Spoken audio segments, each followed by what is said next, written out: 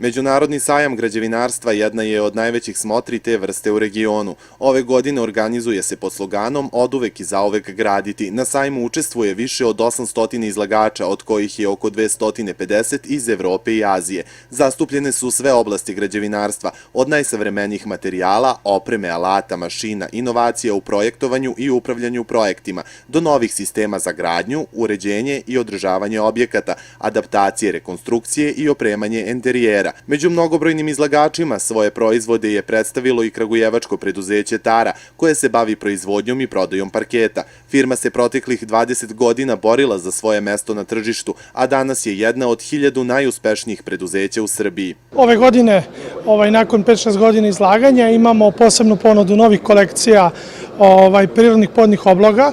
U više dekora imamo višeslojne podove, masivne podove, imamo podove za spoljnu upotrebu. Naša fabrika radi od 1991. godine. Naši proizvodi su 70% proizvodnje namenjeni izvozu i imamo dalju proizvodnju namenjenu za domaće tržište.